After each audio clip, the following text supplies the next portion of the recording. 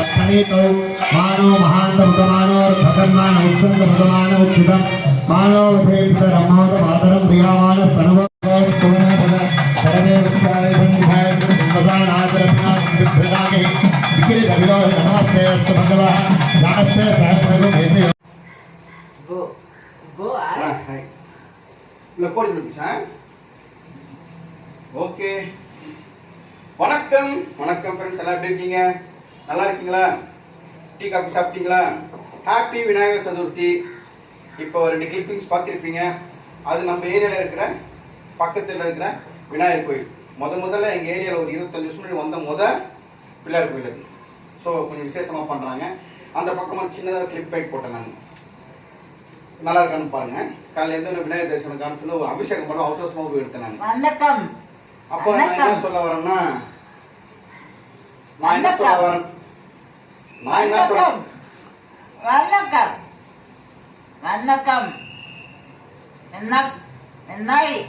சதுர்த்தி கரெக்டா சொல்லு விநாயகர் சதுர்த்தி விநாயகர் சதுர்த்தி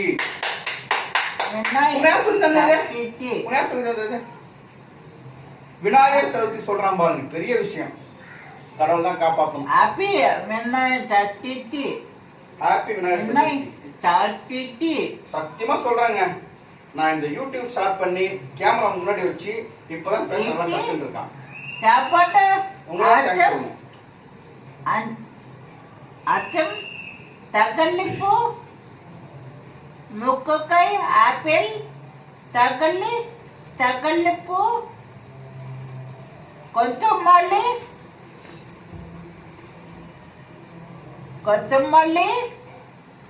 ராஜா முக்கக்காய் சூரியராஜா வா சூரியராஜா வா உண்டு சரி பேசு முக்கக்காய் மிளகு பொட்டோட்டோ போடுறி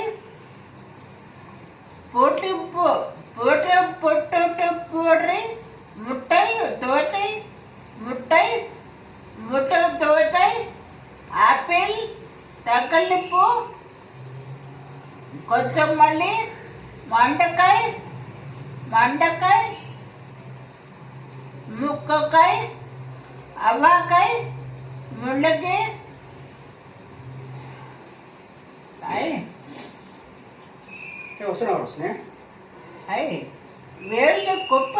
కుప్పైనా పసుకలో దో పాయముడలి యాగం ఓం ఫోం ఫోం ఫోం ఫోం గర్ పాకం ఫోం ఫోం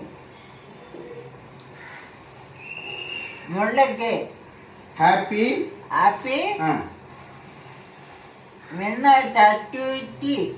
விநாயகர் சதுர்த்தி கடவுளே இன்னும் நல்லா பேச ஆரம்பிச்சோம் சதுர்த்தி எல்லாம் சொல்ல எனக்கு தெரியாங்க அவனை சொல்றான் திடீர்னுட்டு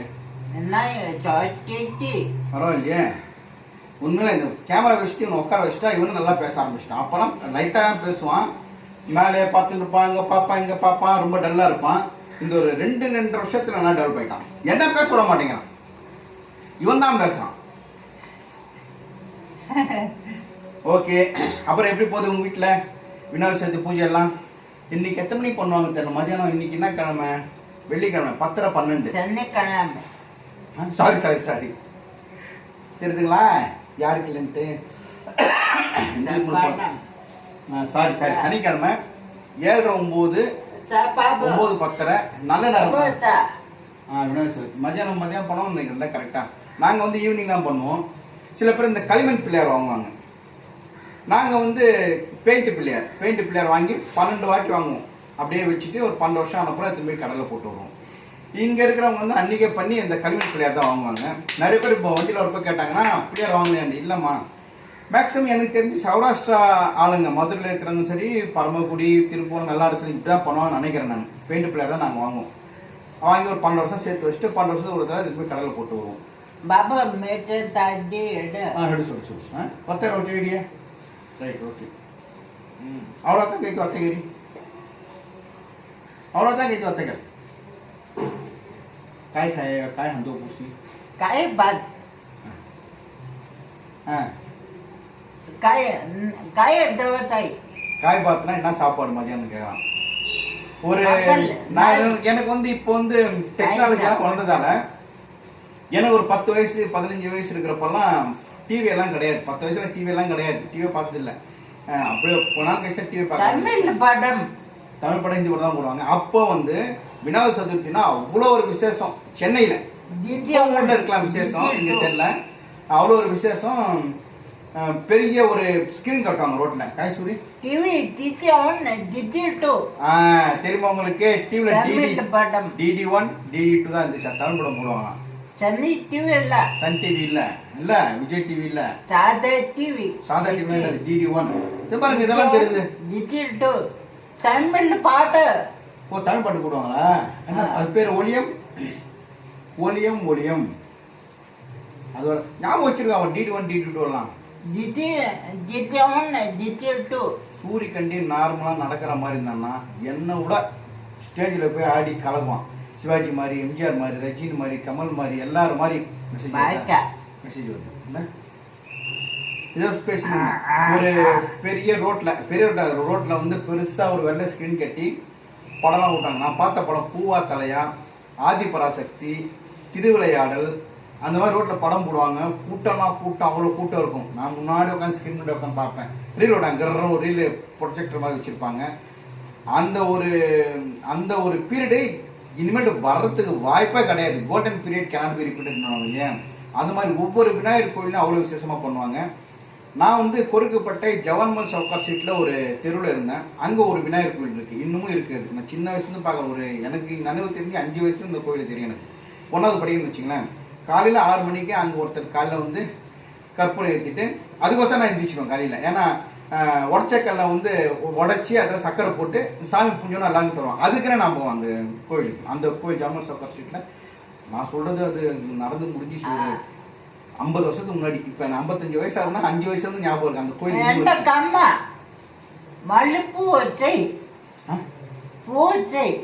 பூனா பூக்கட்டு வச்சை பூக்கட்டு சூரிய கட்டி இருக்கல, அந்த ஊசியில குத்துவிய. எங்க அம்மா இருப்பெல்லாம் சூரிய வேற லெவல் சொல்லி தருவாங்க. ஜாதி பூ மல்லிப்பூ, ஜாதி பூ மல்லிப்பூ, ஊசி கனகாப்பூ. கனகாப்பூன்னா என்னது? கனகாம்பரம். அவங்களுக்கு தெரியாது. ஜாதி மஞ்சப்பூன்னா சாமந்தி. பார்த்தீங்களா எவ்வளவு ஞாபகம் வச்சிருக்கா? ரோஜா பூ. எனக்கு தான் தெரியல.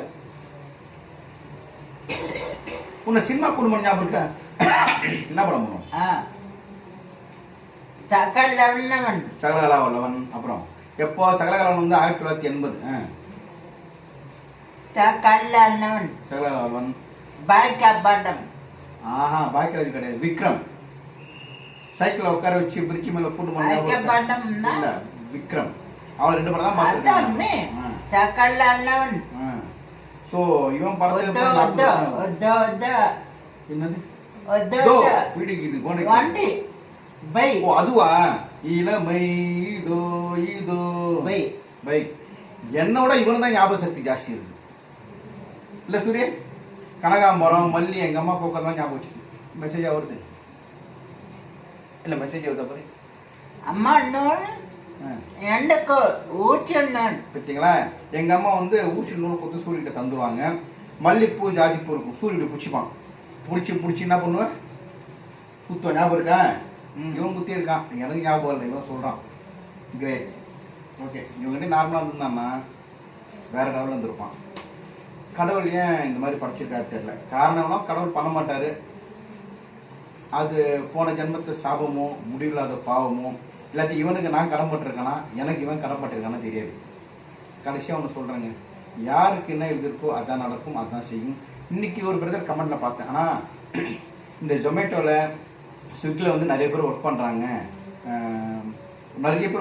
இன்ஜினியர் படித்து ஒர்க் பண்ணுறாங்க, டிகிரி படித்து ஒர்க் பண்ணுறாங்க.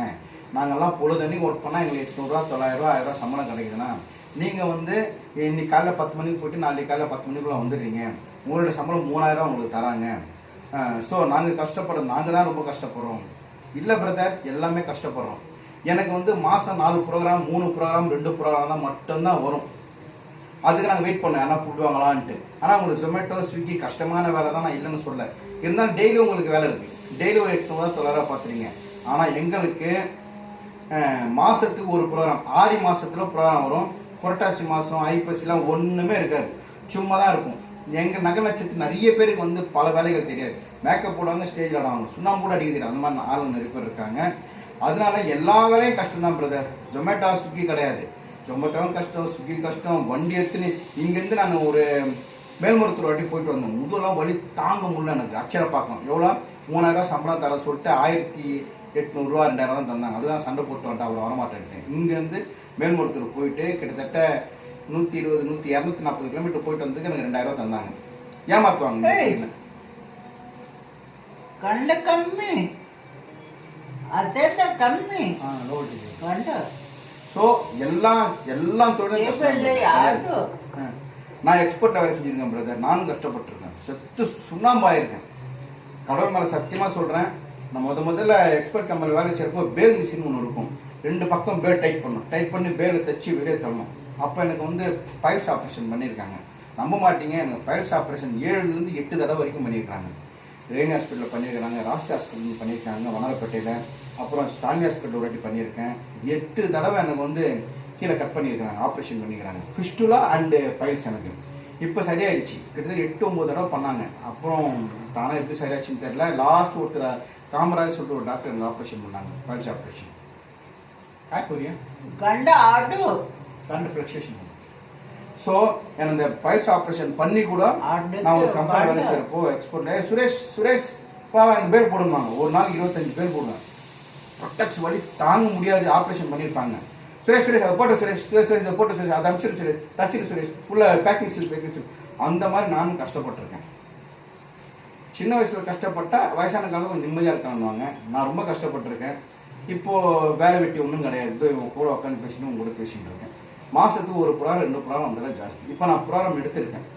இன்னும் பெருசாக ஒன்றும் ஆர்டர் வரல, வந்தால் செய்யணும். ஸோ செய்யும் தொழில் எல்லாமே தெய்வம் தான், செய்யும் தொழில் எல்லாமே கஷ்டம்தான்.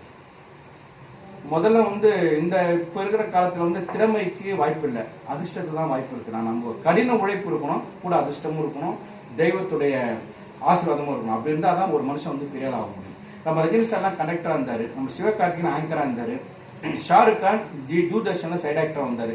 எல்லாத்துக்கும் டைம் நேரம் காலம் கரெக்டாக வரணும், கடவுளை ஆசீர்வாதம் இருக்கணும். அப்போ தான் நம்மளால் குரோத் ஆக முடியும். கடின உழைப்பு உழைச்சினே தான் இருப்பான். இப்போ ஒருத்தர் ரிக்ஷா ஓட்டுறாருன்னா அவர் எனக்கு தெரிஞ்சு 20 வயசுலேருந்து 60 வயசு ரிக்ஷா ஓட்டி சேர்த்து முடியாது.